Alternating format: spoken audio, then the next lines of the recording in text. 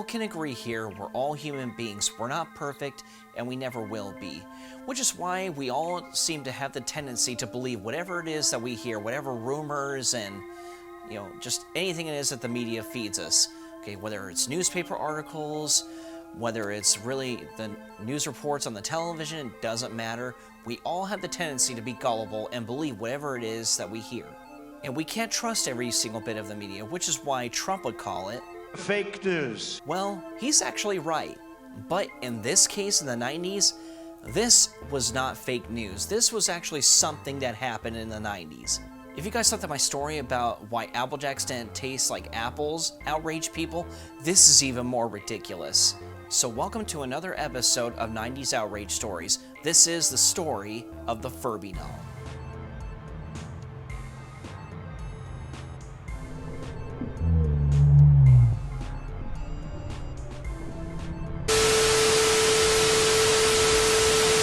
Now, some of you who are a bit younger than me, younger than your 30s, you might be scratching your heads wondering, what on earth is the Furby doll?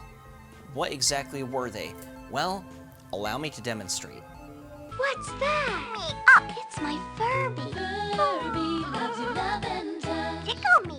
Furby, the first Gigapet Oh, you pet. go ahead. Pet me! Teach to say her name. Me? Noodle! Play games. Peek-a-boo! And love you back. Uh-oh! Achoo! Your Furby sneezed Achoo! and gave mine a cold. Furby loves you lavender. Me love you! Furby, the Gigapet you really... Me, Amanda. Me, May. That's Furby. The more you play, the more they do. And say, Furby grows more amazing day by day.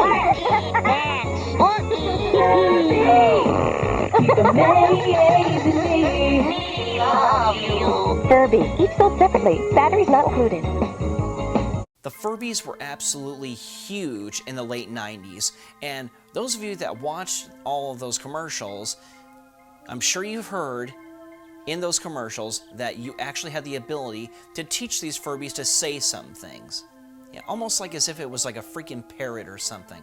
And the fact that you were able to do such a thing with these toys really made some people out there very skeptical, especially when it came to politicians and, certain people like that. Which brings me to the article that I'm going to read to you right now. This is an article from armedforcesconnect.org. Furby International Spy, How the Cute Cuddly Creature Became a National Security Threat.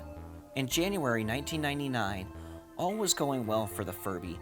Having been released the previous October, the owl-like hamster Y-Little robot that spoke its own language before it started magically spouting English became the biggest Christmas gift toy since Tickle Me Elmo. That's a fact. But not long after the holidays, headlines around the country began labeling the creature as a national security risk, allegedly because it could record everything said in its presence. Soon the Furby was banned by the NSA, FAA, and the Naval Shipyard in Norfolk, Virginia. And there's a picture of the article right there. Moreover, Albrecht Amos wrote the Washington Post's Vernon Loeb, hopefully I'm saying that right, the National Security Agency has targeted a new national security threat capable of blabbing secrets to U.S. adversaries. The Furby citing a memo to NSA employees. The article went on to explain that no recording devices were allowed at the agency, Furbies included. But according to the Furby inventor David Hampton, the Furby was not a recording device, and was thus incapable of retaining any national security secrets. Instead, it appeared that the NSA was buying into the same misconceptions that were running rampant in the early days of the Furby. Of the numerous Furby-centric controversies, the most widespread came from parents who feared the Furbies would learn swear words and parrot them back to their children. I especially remember this rumor because this was exactly why I wanted a Furby as a 13-year-old. I cursed at my Furby doll until I was blue in the face, shouting at it all the words I had just learned from the latest episodes of South Park.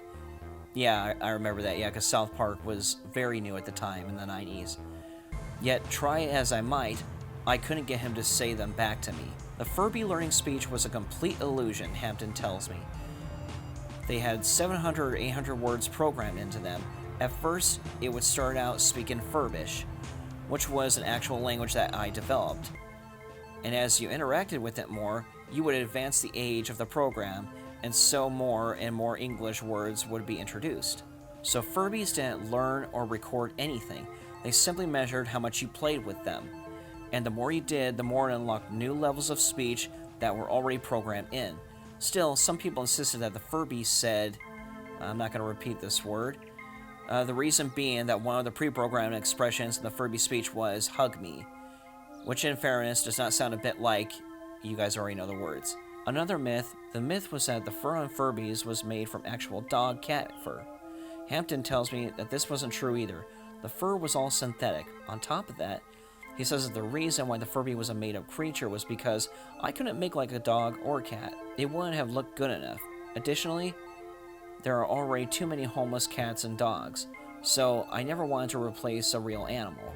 Furbies were also said to be able to disrupt other electronic equipment due to their unfair technology, which is why the FAA banned their use during takeoff, and a children's hospital in Scotland axed them as a gift for sick children. While the toy did use infrared to detect light and to communicate with other Furbies, Hampton explains that it only worked at 3 or 4 feet away, and the signal was a pulse that was so low that it couldn't disrupt anything. It was even tested by the FCC beforehand, a standard requirement in electronic toys to be sure it couldn't do that. Not to mention, Furbies were made to be cheap. Despite their clever tech, Hampton explains that the original $30 price point was paramount. I knew this toy was going to be big. I didn't want to create haves and have-nots around the Furby, so I priced things out a fraction of a cent to be sure it remained at that price point. Nonetheless, the Canadian Health Ministry still put the Furby to the test in 1999, to be sure it didn't disrupt any equipment. Canadian scientist Coxswain used a Furby around incubators, automatic external defibrillators, syringe pumps, infusion pumps, electrocardiogram monitors, ventilators, renal machines, yeah, blah, blah, blah, blah, blah, you know, all those, medical stuff, yeah. Also, a side note, the Furby didn't contain technology that was capable of launching a space shuttle, which was another rumor about the toy. This one appears to have originated from a joke made by Tiger Electronics CEO Roger Schiffman to CBS back when the NSA first banned the Furby. As for the NSA and the Navy, Hampton is convinced that they bought into the Furby hysteria, saying that they were sucked into the illusion that Furby can learn and repeat things, so they just banned it. But if they had just called me, they would know that the Furby wasn't capable of any of the things they were worried about. Years later, Hampton continues, I was at a conference and someone came up to me and said, I'm the guy who got Furby banned from the NSA. I didn't recall his name, but he was really nice and he gave me an NSA hat that I still have. I even joked with him saying, thanks for the free publicity. Honestly though, back when the Furby was getting banned from those places, it kind of scared me because I thought that these people who were in charge of national security had bought into the illusion that I had created for a child. Robert Dietz, the general counsel of the NSA during the Furby ban, begs to differ. All electronic devices are prohibited at the NSA. You can't even bring in your own radio. If you do bring something, it's never leaving the agency again, he tells me, adding that, even if a standard Furby couldn't record anything, it could have been converted to do so or used to house a recorder of some sort. How do we know what the Furby can and can't do, he asks. FWIW Stephen Aftergood, a well-known critic of the U.S. government's penchant for secrecy, agrees that the Furby ban was perfectly appropriate. During the years between the Cold War and 9/11, the NSA was still figuring out its function in regard to the general public, which sometimes resulted in overkill. That being said, the underlying principle of surrendering your electronics when you're in a secure area isn't controversial. This just took on an air of silliness because the Furby was such a childish item. The only thing that Aftergood says may have been a mistake was that the NSA specifically named Furby in its memo. It was a popular item, and apparently some NSA employees must have brought some to work, but by singling out the Furby, it was pretty much guaranteed that the media would latch onto the story. It didn't mean, though, that the Russians couldn't or wouldn't attempt to turn the gibberish spout owl hamster into a double agent. So there you guys go, another crazy outrage story from the 1990s. My generation, can you believe that? Oh boy. But if you guys thought that that was crazy, wait till you see the next story that I have to talk about. It's a short story, and it's actually from the 80s, so not the 90s this time. And I have a lot to say about this story because this is freaking hilarious. But until then, since we need to be so cautious about our devices and our toys, etc., because they could possibly be, recording and repeating things that shouldn't be repeated, oh boy, well then, I just need to get the FBI on hold and try and, get my iPhone banned. So, you guys take it easy.